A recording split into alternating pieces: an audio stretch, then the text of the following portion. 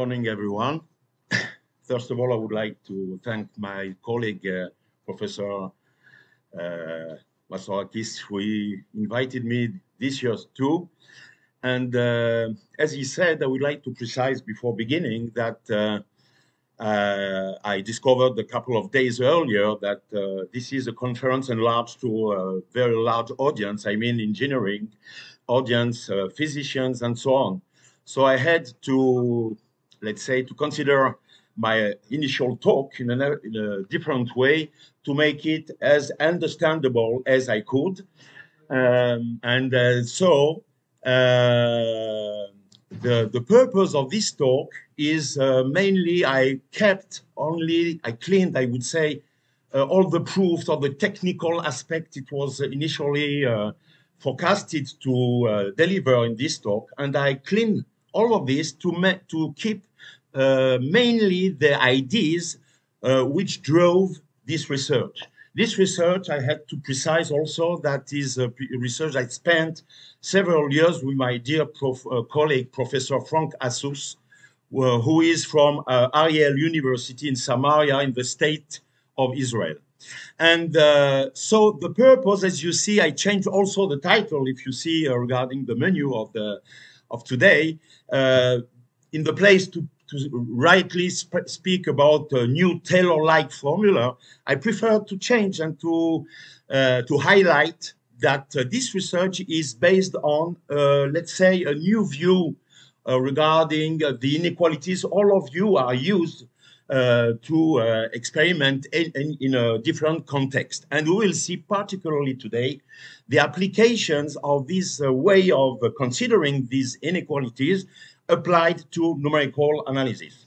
So let me take, if it is going on. No, yes, it is going on. A couple of minutes to consider the inequalities we are used to consider every day. For example, in calculus. In calculus, you have very, very famous, you will maybe don't consider it like serious, but it is serious, as you will see. The triangle inequality is the simple one.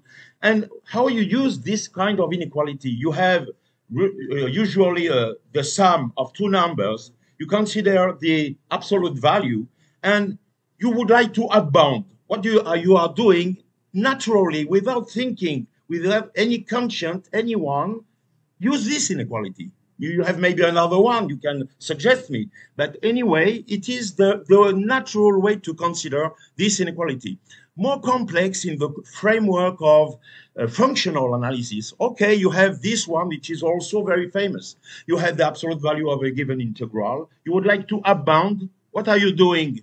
You can do a lot of things, but it is the natural one you consider. You can also use the Cauchy-Schwarz inequality and its generalization. I mean, the Holder inequality. On any case, you are considering and you upbound without thinking a little more or less. You have, in particular cases, more complex, more fine, depending on the context, the Hardy inequality. I say that on the left, you don't see, but you can discover what does it mean, Hardy inequality. And I wanted also to recall the famous Poincaré inequality, and we will see why in a few moments, in few minutes. For all of these inequalities, the problem is that no one think about it. You have not any idea regarding the relationship between the two sides. You have not any idea regarding the distance between the two sides. You upbound, but you don't know how much you lost regarding the information when you upbound it with one of these inequality. And this is a crucial problem. For example, if you make a sequence of inequalities and you cannot get the results you expect. So how do you do? You come back in the beginning and you try to make the upbounded inequalities finer. But how you can evaluate it is finer or not? To make finer, you have to get an information between the two sides of a given inequalities. And of course, except particular cases, you have not any idea. but it doesn't care. Let's say it doesn't care, but it is very important if you want to improve a process of unbounded inequalities. The last one is more terrible, because the last one, even when you can evaluate the two sides, the integral of the square of the function and the integral of the square of the gradient, of any case, you have the constant C of omega, which is completely unknown, depending on omega. Okay, you have famous work like Talenti in Italia and others, but for any domain omega, you have not the numerical value of C of omega. So the distance between the two sides is unknown. These unknownness also appear in a lot of context, for example, in numerical analysis. And this, I heard the speakers before my talk now, you used a lot of finite method, element method, and others numerical approximation. Let's speak now about this. You would like to choose a process, a numerical method to approximate a very complex problem. Let's take the simplest one. It is the first course in numerical analysis, you know, for engineering, for physics, and so on. You would like to evaluate the interpolation error. You have a function f, which is very complex. You don't know it except several points. Okay, this is the point of interpolation. And for the other point, x, in a given interval AB, you would like to evaluate f of x, given the knowledge you have of fx in other points. You measured, for example, in other points, but the analytical expression of fx is completely unknown. So you substitute, you replace f by a polynomial p of x. It is very well known. So you understand, because you substitute, it means that you don't know f of x. If you don't know f of x, the left side of inequality is unknown.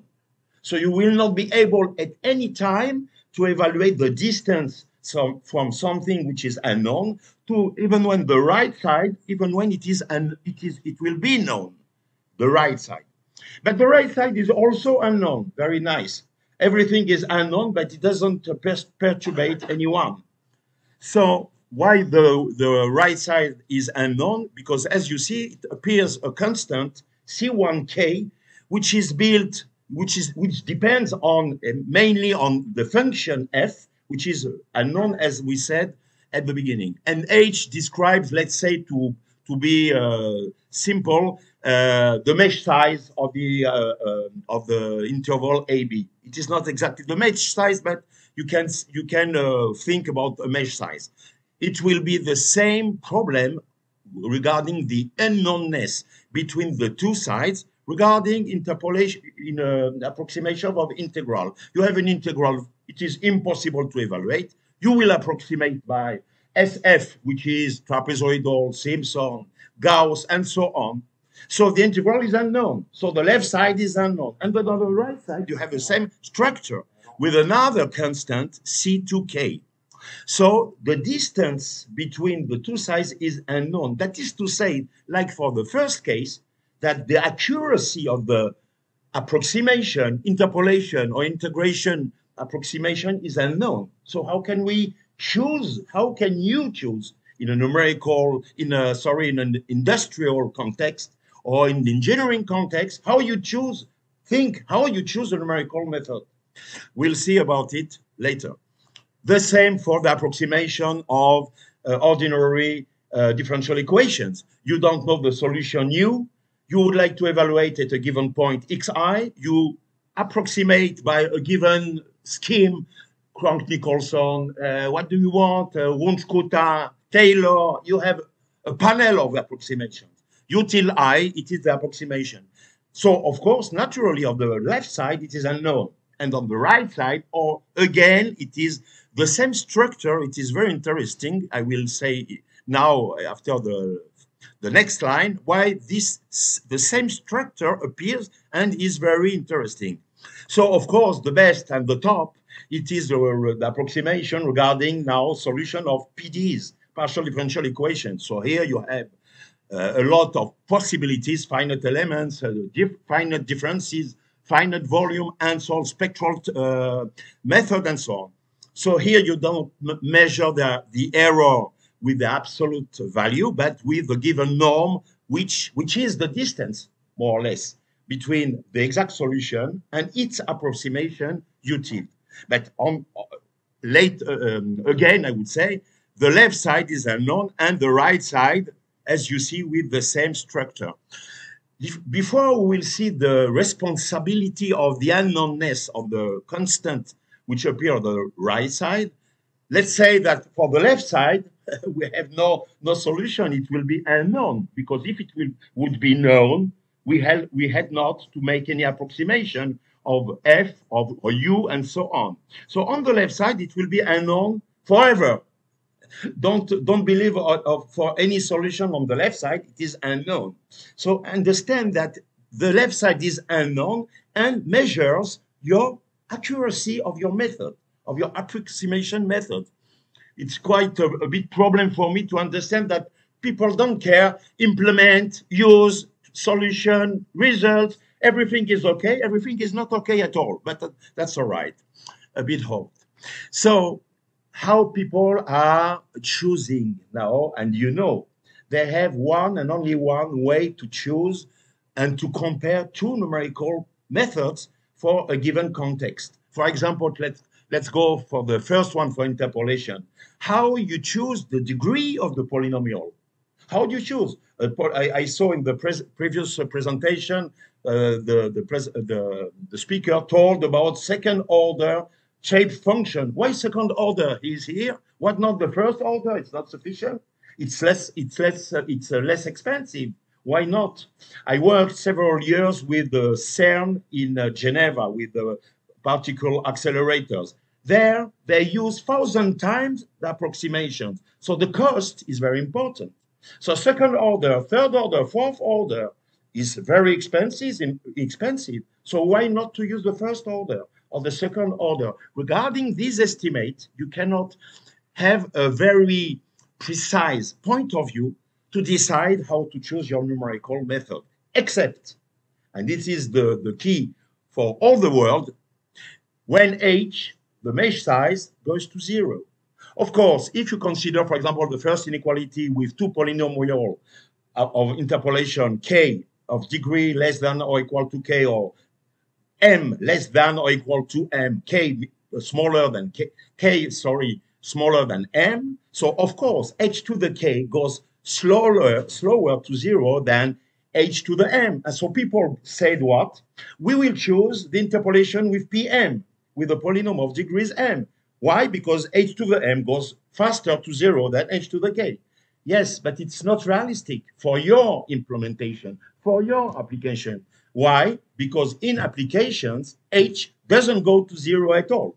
H is small, but it is fixed. So you cannot apply this point of view, I mean the asymptotic point of view regarding this approximation and this evaluation of the error estimate.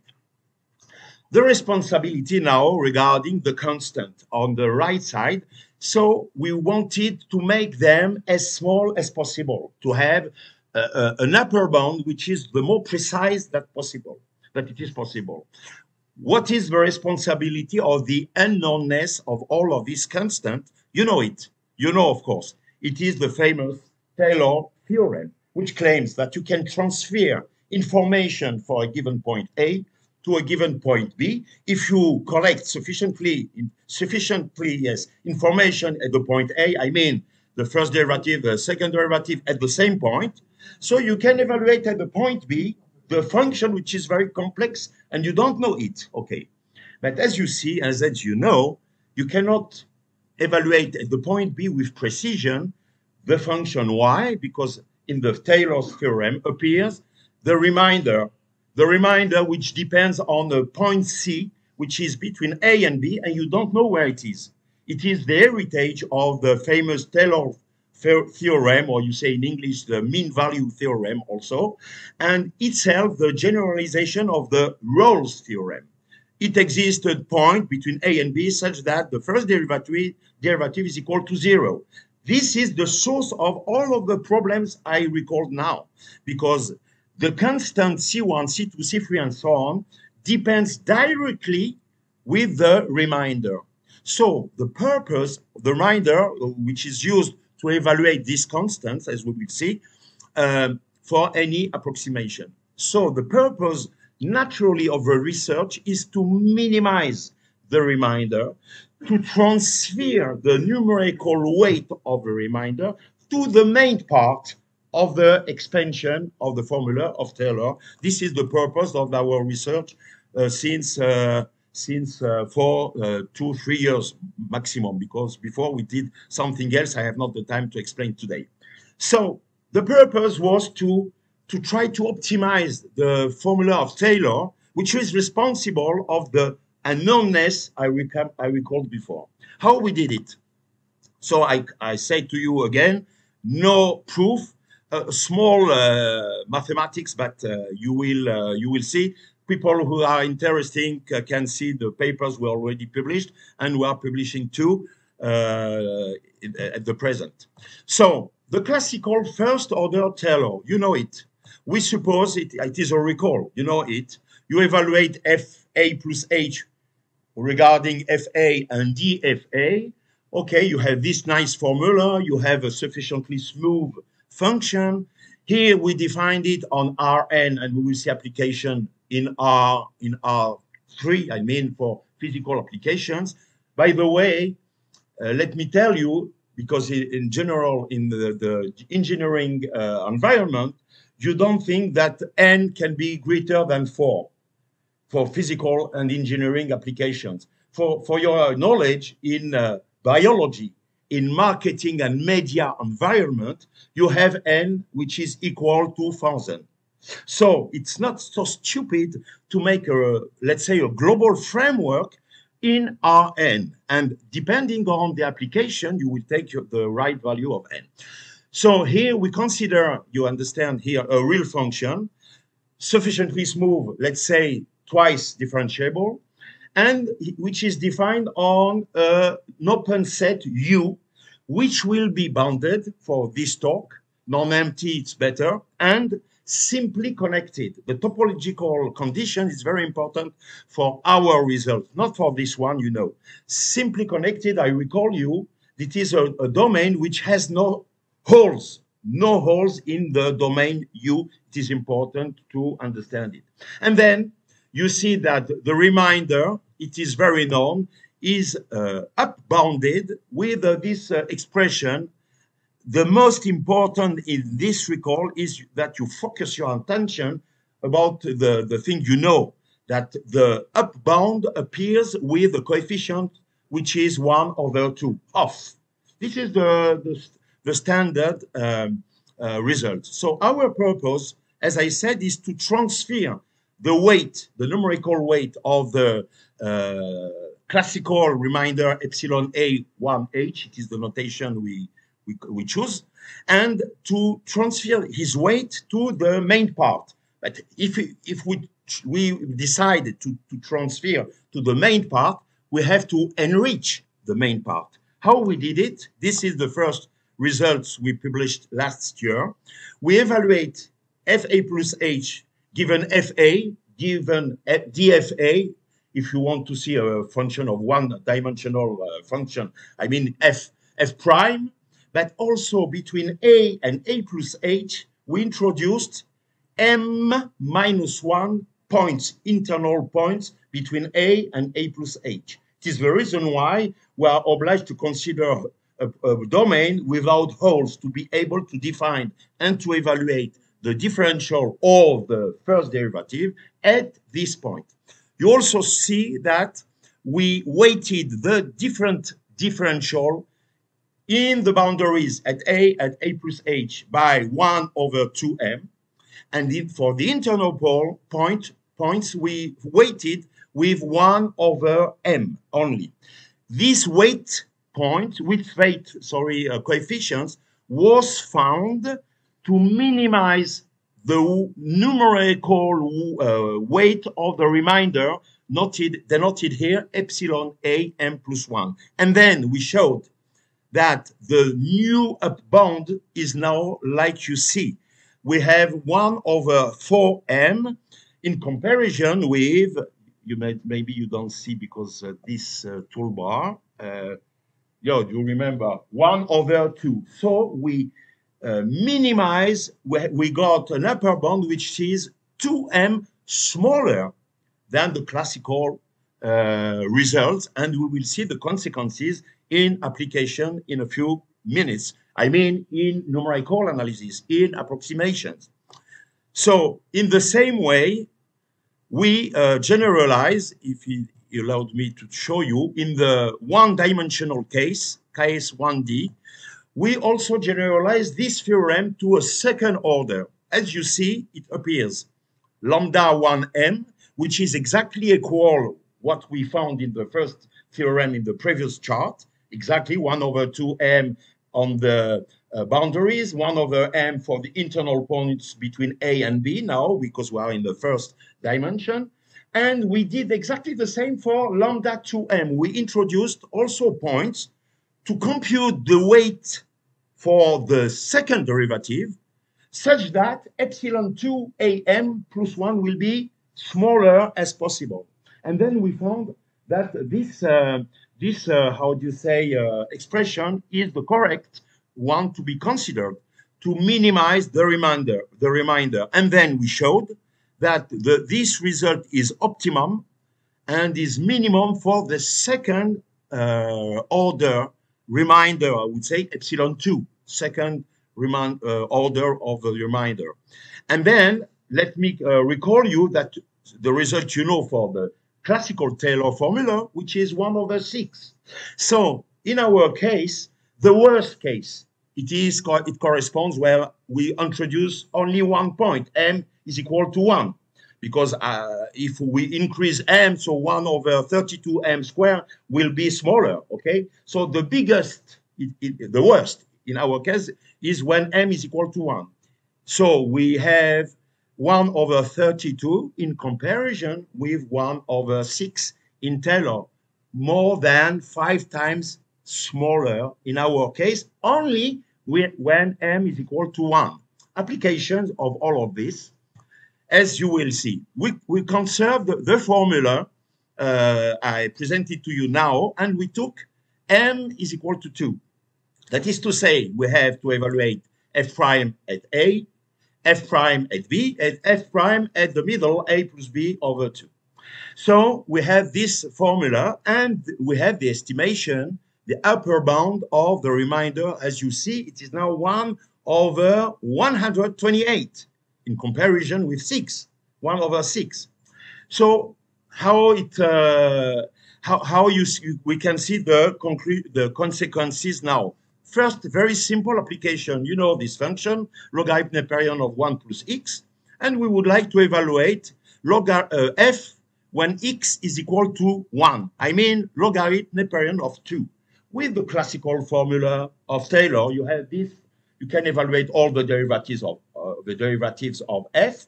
So you are able to apply the famous second order Taylor formula, and you have this result. You see that it is very rough. Logarithm Neperian of 2 is about 1/2 plus a remainder which is smaller than or equal 1/3. With the formula I recalled up, we have this estimation. We can compute. You have exactly here the details, and you see that logarithm Neperian of 2 with only the second order is about 0.69 and so on. So it is the famous approximation of logarithm Neperian of 2 we use in all application in physics and engineering and so on.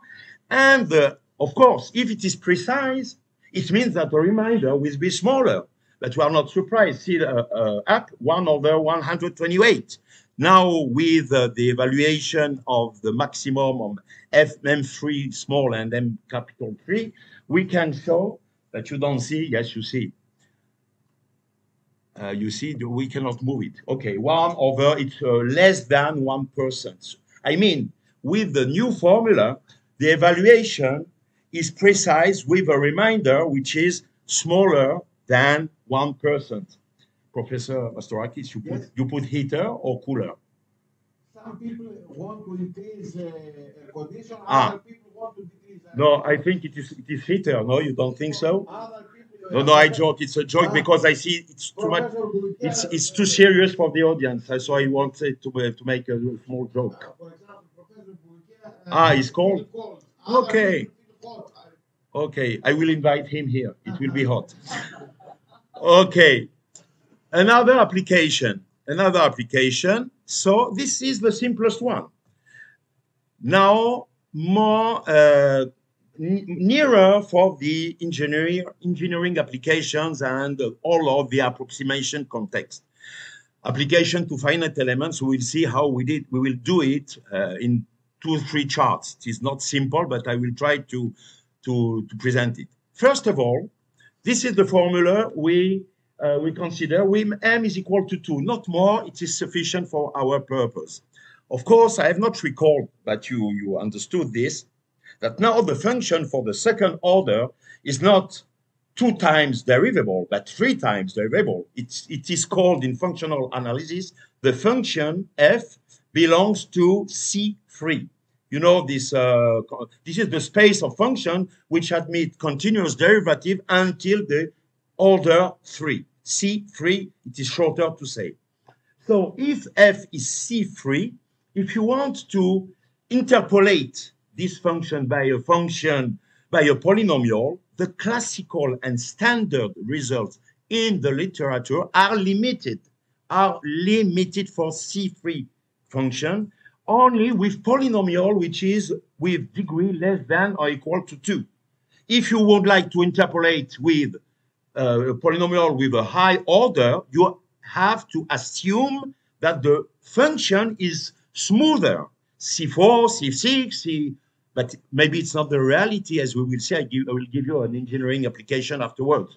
So let's take the context, which is known in the literature. If you would like to have any idea regarding the error of interpolation with the function which has a third derivative, which is continuous, C3, so you can only with standard results interpolate with this polynomial famous of Lagrange, pi, where you see the well-known expression. Now, if you would like to measure the distance between this polynomial, which is of degree less than or equal to 2, as you see, if you would like to evaluate the distance between this polynomial and the function, you will substitute, you will approximate by this. How do you do? You must change FA, FB, FC, and you will evaluate them by the help of Fx. How do you do this? With Taylor.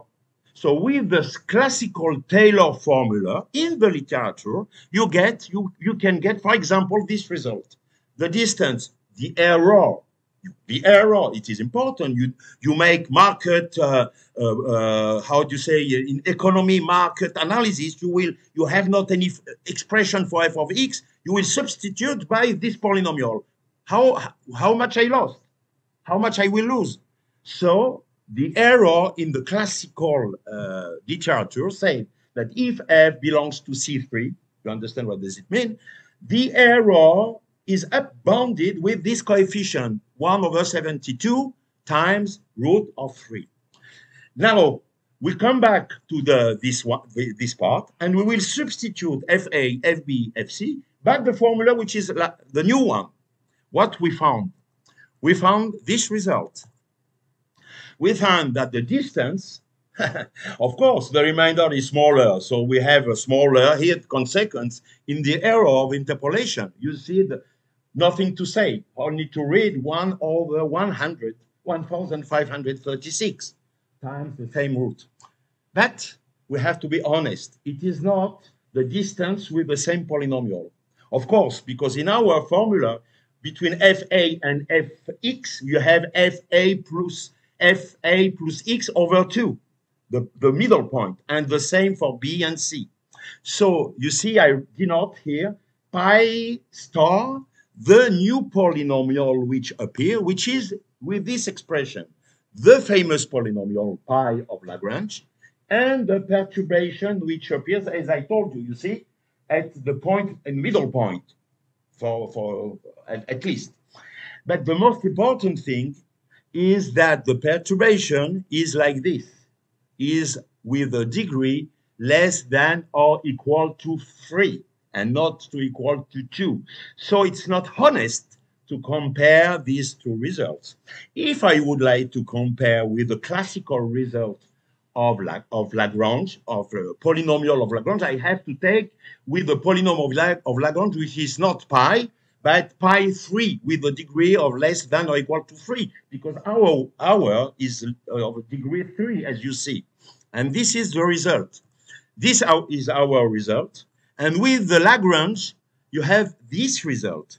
Of any way, of any time, we got, you see, 1,536 times root of 3, it's about 2,700. So the coefficient we got is of any way 2 times smaller than the classical one.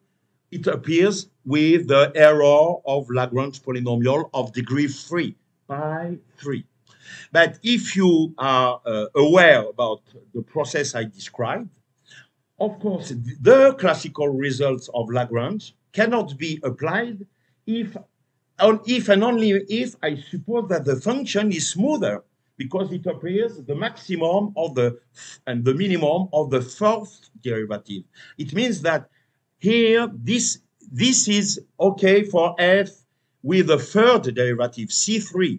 But for the literature, f here has to be C4. That is to say, as I told you before, for a polynomial of degrees less than or equal to 2, I have a result when f is C3, but I have no result if f is not C4 for a polynomial with degree 3. This is also an upgrade. So these two results of, let's say, approximation of the function, we will see now shortly how they have consequences as you are using to implement with finite element method. What is the relationship? So I had to recall, but I have not the time, all the framework of finite elements to understand really the relationship, but I try to do the best now. The interpolation error, now let's suppose that f here is the solution of a partial differential equation. So for a family of partial differential equations which are linear of second order and elliptic, like Laplace, like Stokes, like a lot of famous operator you have in physics and engineering applications, you will be able to apply the famous lemma, which is the Sears lemma, which claims on the left side, you have the function f, which is now solution to a partial differential equation, f star h, which is the approximation by finite element. And this error on left is called the error not of interpolation, the error of approximation error. Sears lemma claims that it is upbound with the infimum of the distance between f and any fh, which are in an approximation space vh, we choose for our purpose include in polynomial less than or equal to 3. That is to say that there is a constancy. I want it to be as precise as it has to be. So C doesn't care for us, but you can choose, of course, if you choose any fh in the vh, which is included in P3, you have, of course, an upper bound of the infimum, which is the definition of an infimum. So you can choose P star, our polynomial, but you can also choose the famous polynomial P3 of Lagrange. So you understand why the interpolation error has consequence to your approximation error for finite element approximation. Now, to see the consequences between the two possibilities I recalled here. If locally we applied, let's say, a given threshold epsilon. Let's say I would like not to access the interpolation error locally on a mesh for any element of the mesh. I don't want to exceed, to over the value of epsilon, as you see. Because you have these two inequalities with the results I recalled up, locally, if B minus A, you denote is H star with the first estimation, H with the second estimation, you can show by these two inequalities that you gain 2 times less point in a 3D application with our comparison.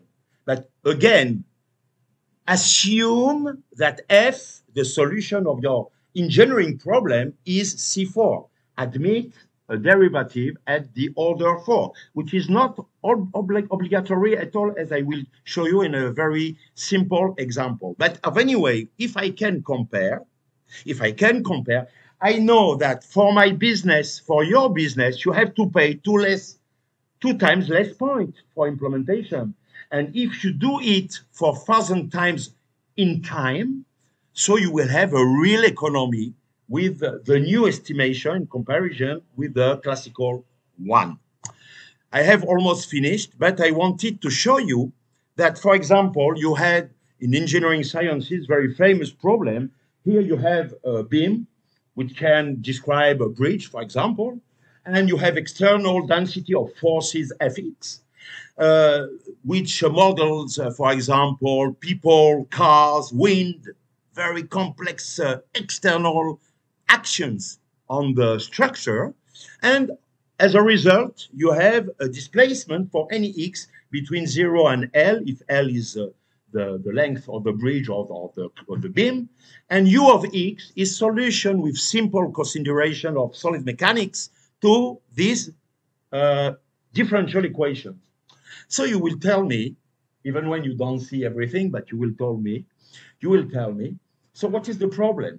You have here the 4th derivatives of the displacement, which appears. So the solution belongs to C4. The solution belongs to C4. This is the point of view 100 years ago. The new view of I'm sure a lot of people here know this point of view, is to consider the 4th derivatives depending on what? F. Because it is equal more or less with the sign, with the minus. So if F is not so bad, if F is not so hot as I am, so the 4th derivative is the classical one. And so you don't need the new estimation I presented to you before. Because if C4, you have the classical estimate for Lagrange, and you are quite. But if F is more realistic for engineering applications, let's say with an energy, finite energy. Finite energy, it's complex. We have discontinuities, but you have, and you know it better than I, finite energy. In terms of mathematical consideration, it is called F belongs to L2.